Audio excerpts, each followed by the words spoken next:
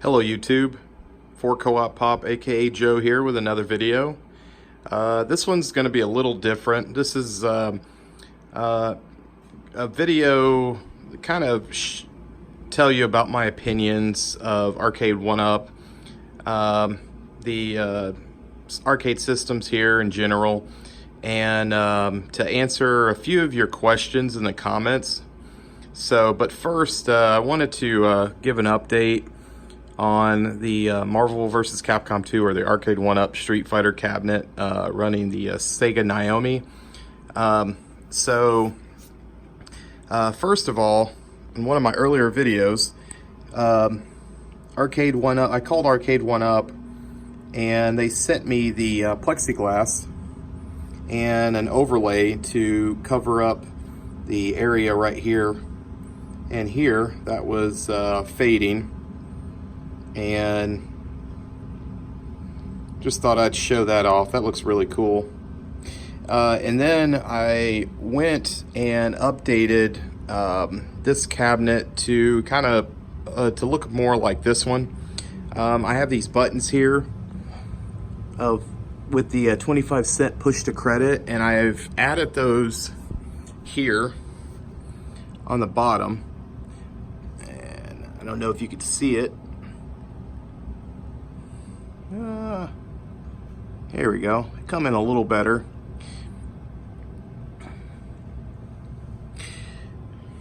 And I'm going to leave a link in the description below.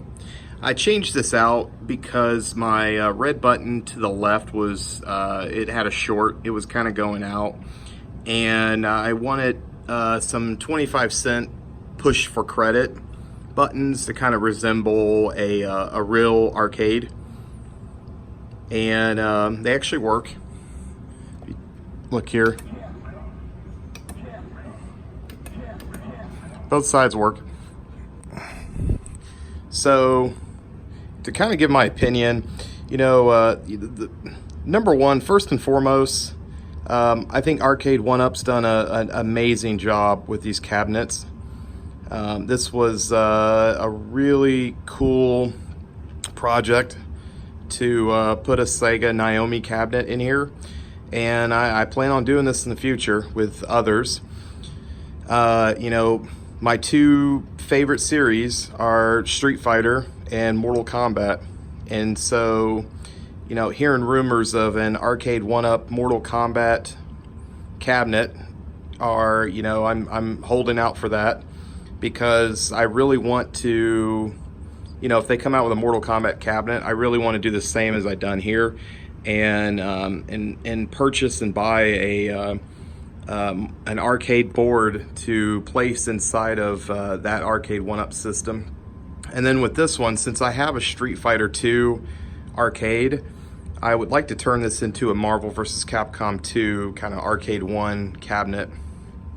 But that's a future project.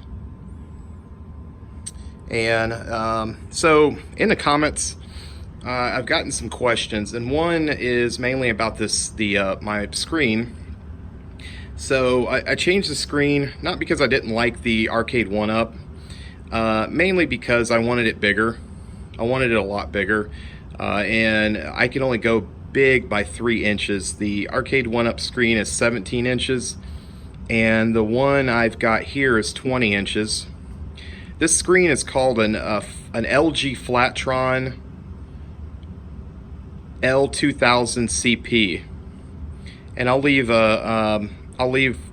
something in the description. I got this on eBay. Now, if you find your own screen, the best thing to do is to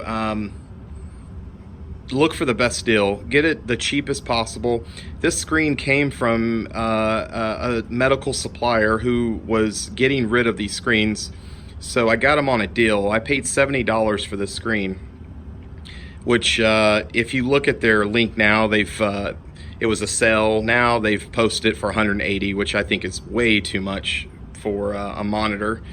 But you know, you just have to look out. The two screens I've seen dominantly on eBay that are 4x3 is this one and one from Dell. That's a 20-inch. And either one of those you can get inside of this cabinet. Now, how I've mounted the screen, I don't like to go into a lot of detail because I'm not a big fan of what I had to do. So when you pull apart the Arcade1UP screen, it's mounted into a frame, and I had to take the old monitor out, or the Arcade1UP monitor out, and I cut the frame out to hold this monitor, and I mounted the back with there's cabinet holders, and I'm not going to go in the back and show that right now, but they're held up with cabinet holders. I really preferred having something connected to a VESA mount, but I used I used what I had, and it holds in there very well.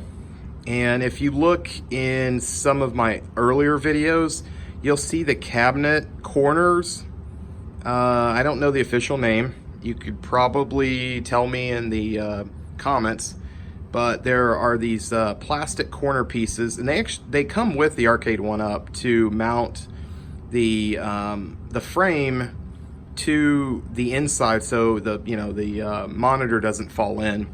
And just a funny story, the other thing I tried to mod was the Arcade1UP framing, and which has the Chung-Li, Balrog, and all this stuff around. This is actually a funny story, and I don't recommend it. It's what I call stupidity. So I took that, and I was trying to take the print off of the I don't know what material they use, but I tried to take the printing material off the framing, and I completely destroyed it because I wanted to get some plexiglass that was cleared up to make what I have here. And I destroyed it. I used paint thinner, I used alcohol, I used Goo Gone. I will tell you, Arcade1UP has done a great job with the framing that's on the plexiglass, because that thing, it's almost indestructible unless you're a moron like me. And I kind of used sandpaper to try to take the printing off. I completely destroyed it. It's gone. So I went to Home Depot, actually not Home Depot, I went to Lowe's, and I measured how much the plexiglass was, and it's 17.5 right here. So the plexiglass, and I could have cut holes into each of the four corners, just like just how you mount the Arcade1UP plexiglass. And I didn't want to do that. I was afraid I was going to break the glass or the plexiglass. They tell me that in order to do that, you have to drill very, very slowly into the four corner pieces. It was hard for me to see where the four screws were, because when you get plexiglass, it has that film on both sides. So I went and got Velcro, and I'll show it right here. I got Velcro. You can hardly see it, and there's some on the bottom under the control panel, and I placed it right in there. And if I ever want to move this screen, all I have to get is a suction cup, and it pulls it right out if I need access into the screen, to clean out dust or debris. So to me, it looks really good. In the future, I'm going to print material like Marvel vs. Capcom and all that good stuff here. But right now, I think it looks good. It resembles closer to an arcade cab. And then the framing, if you could see what I did use, I highly do not recommend what I did. You're going to hear that a lot here. I highly do not recommend, because I think someone out there, if they ever did this same thing, could probably do it a lot better than I did. But I'm going to come over here. I'll show you this tape I got.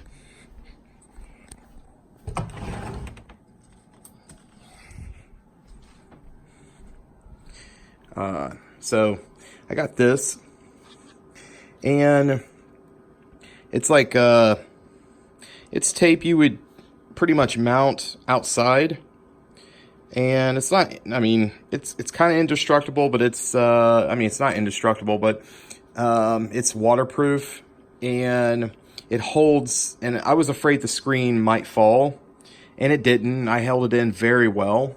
So this holds the top, this holds the front side, and mounts the screen in there very well. But it was also so black that you could hardly tell that I was holding this up by tape.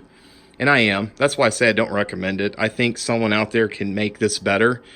If I could go back, I would have taken a piece of wood and, you know, spray painted it black, and I would have cut my own frame out. But, you know, I don't have a tool shed in my apartment. So, you know, this was the next best thing that I could perform. And I used a Dremel to cut the frame of the Arcade1UP. And, you know, there's some people that will want to do that, and there's some people that will stay away from it. I totally get it. You know, also, something else I wanted to answer in the from some of you guys' comments. This is by no means you know, here to replace the Raspberry Pi. I recommend the Raspberry Pi over this. This cost me a lot of money in order to put this together. And you know, if you guys make the same setup, and you know, if you're intimidated by connecting all the harnesses to the I/O boards and connecting a Sega Naomi cabinet, or connecting a normal arcade board to your Arcade1 system, you know, and want to steer away from that. I know ETA stated that this Arcade1UP was a toy, and, you know, it is. But you know, I recommend a Raspberry Pi. And, you know, Raspberry Pi is $35. And my system cost probably 10 times, I'd say about 15 times more than a Raspberry Pi. But you know, it's the only thing to make an arcade experience. I have a Raspberry Pi, and you know, I placed Marvel vs. Capcom 2, but it's ran off Dreamcast. You can't run Naomi off Raspberry Pi. I wish you could. Otherwise, this would be a different video. But I'm a huge fan of this game, and you know, I wanted to go for the authentic experience. If you know, emulation isn't very well, in my opinion, with Sega Naomi, you know, and I've done Den Mule, I've done some other ones out there. I think Den Mule's the most popular, and it doesn't run this game correctly. I know it runs it well for maybe casual fans, but I'm a huge fan of Marvel vs. Capcom and Capcom vs. SNK. You know, my top two games, and Power Stone. And Power Stone, actually, I have Power Stone. I plan on doing a video in the future with that. But my emulation system's right there. This is my emulation cab, and I don't know if you can see. Let me go down to try to pick a game here. I'll pick Mortal Kombat, just to represent the, you know, what I hope Arcade1UP comes up with in the future.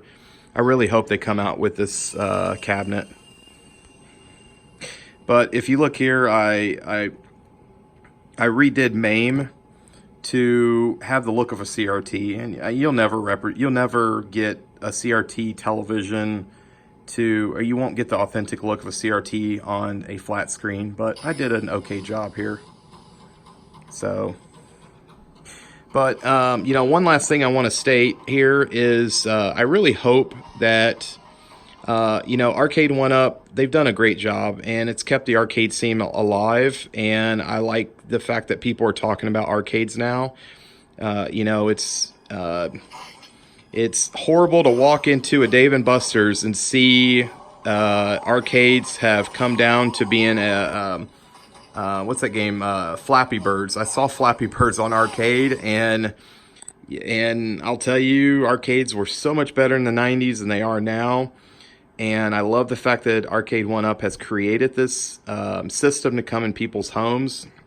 I love it. It gives grown men such as myself an excuse to put an arcade system in your house, and you know, and the wife won't leave you for doing it. So I'll show a quick gameplay video of Marvel vs. Capcom here.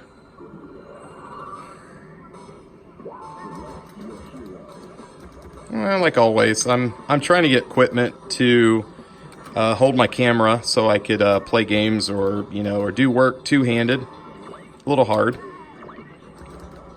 Let's see.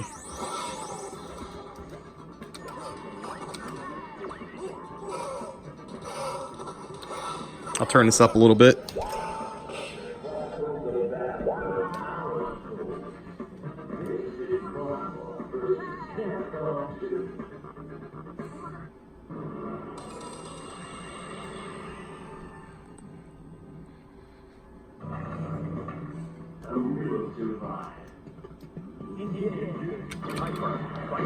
And I also want to state, I really enjoy and like the support from everyone in the comment section. If you leave a good comment or a bad comment, you know, I really enjoy that you guys are watching my videos. And please hit a like on the video, and I do plan on doing more videos. I want to kind of venture away from, you know, the typical Arcade1UP videos. You know, I'll find some other interesting projects and just things in general. Please check out my unboxing. Actually, it's not an unboxing. It's kind of a box that the Sega Naomi cabinet came in, because the cabinet's brand new. And I got it from Arcade Shock. And if you go there, you'll see how much I paid for it, which is pretty depressing. And you know, like I said in that video, if you're looking for a Sega Naomi cabinet, turn to eBay. Don't turn to brand new. There we go. And like always, thank you so much for watching my videos. And take care.